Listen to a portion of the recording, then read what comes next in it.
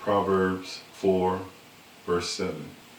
Wisdom is the principal thing, therefore get wisdom, and in all thy getting, get understanding. Listen, with inaccuracy, they try to get at me, but can't even fathom what it takes to be like a nigga like me. This is Literary Interest as of late. I am Sam Young-Bey, your host, and as always, welcome to the show. On this episode, we'll be thumbing through.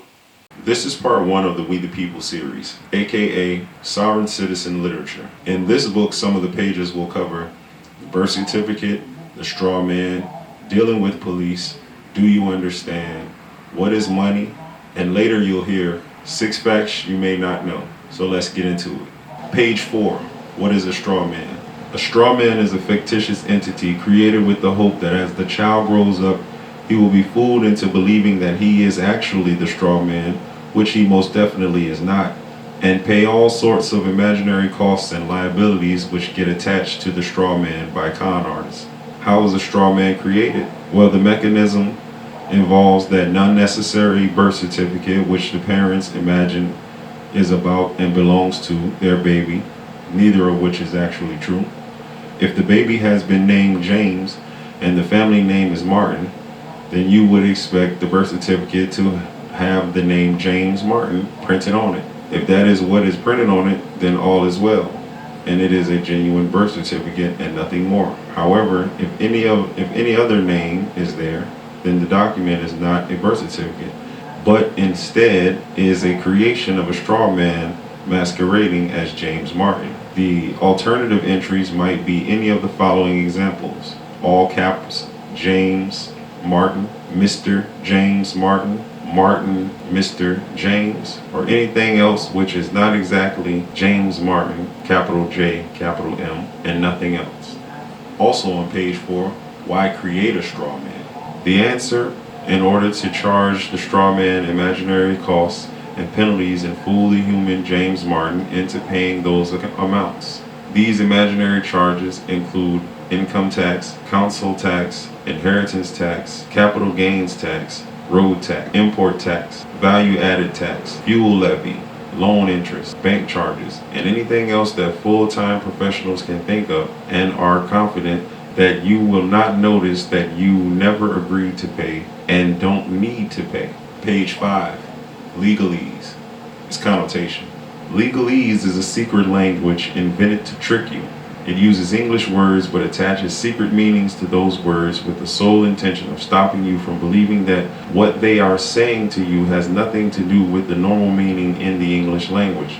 Their purpose is to cheat you and rob you. Also on page 5, do you understand? For example, they will ask to you, do you understand? In English, that means, do you comprehend what I am saying to you? And the automatic response would be yes, meaning I do comprehend what you are saying to me.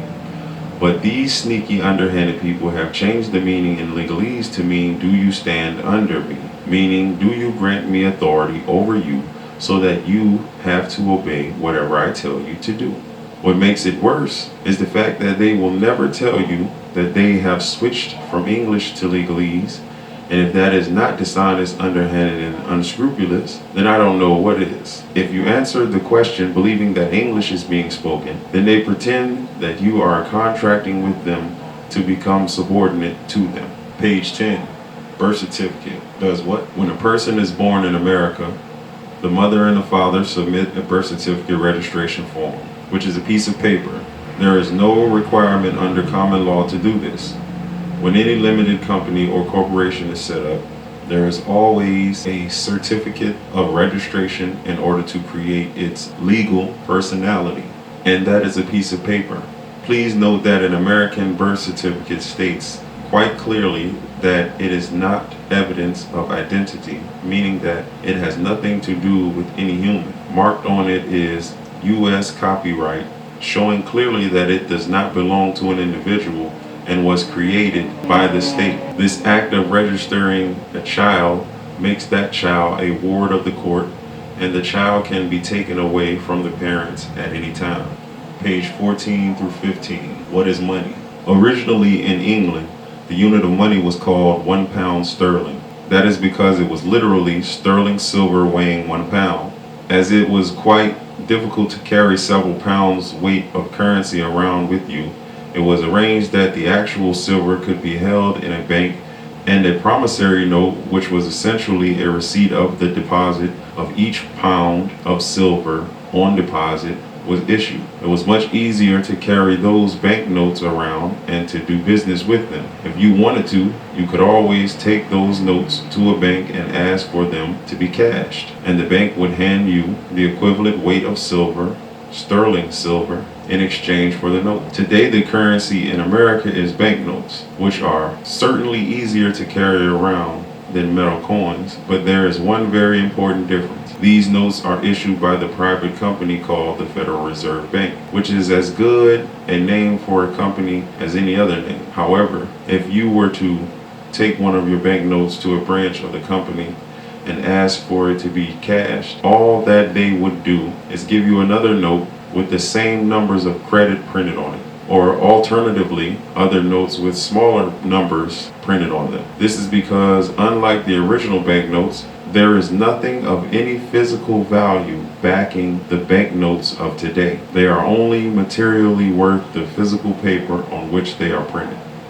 And since you're still here, here's a few more. Page 25, dealing with the police. Police forces have become commercial organizations dedicated to producing a profit by taking money from you in the form of speeding fines, parking fines, and any number of other charges. As each individual police force is a commercial company, in a way like a McDonald's restaurant in strategy, it has no authority to enforce anything any more than a McDonald's has. The men and women who work under the banner of their local police force have two separate roles. When they take on their occupation, they take an oath of office pleading to uphold the law. The oath and nothing else gives them the authority to act to enforce common law.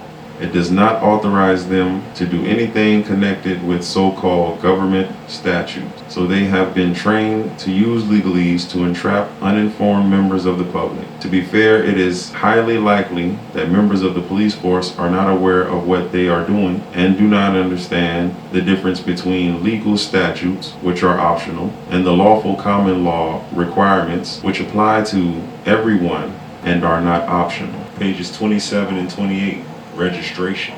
Most people believe that when they buy a new car that they have to register it with a commercial company known as the DMV, or the Department of Motor Vehicles. What very few people are aware of is the fact that the act of applying for registration confirms the transfers of physical ownership of the vehicle from you, the purchaser who paid the money, to the state. That is, you have given the vehicle away to a commercial company who has done nothing at all for you and which does not have your best interest at heart. The change of ownership is shown by the fact that you, the previous owner, are now sent a document stating that your straw man is now the registered owner of the vehicle which you have just bought. You are left to pay for maintaining the vehicle which you do not own, and which the actual owner will seize and sell the vehicle, which costs him nothing if you, as the agent for the registered owner, do not be paying for the use of the vehicle. Pages 72 through 74, 6 facts you may not know. Fact 1. The United States of America was incorporated in London in 1783. The United States of America is a territory of Great Britain. The colonists did not win the Revolutionary War. The British troops did not leave until 1796. Fact 3. The IRS is not a U.S. government agency. It is a debt collection agency of the International Monetary Fund, IMF. Fact 5. The U.S. has not had a treasury since 1921. Fact 7. No judicial court nor judges have existed in America since 1789. Executive administrators, not judges, enforce statutes and codes. Fact 8. You cannot use the U.S. Constitution to defend yourself because you are not party to it. Use instead the Bill of Rights. Fact 15. Your name, when spelled in all capital letters, is a corporation, a Cisco-Bey trust. If you enjoyed this video and would like to see more like it, subscribe to my channel. Let me get a like down here so YouTube will know what's going on. And hit that notification bell also.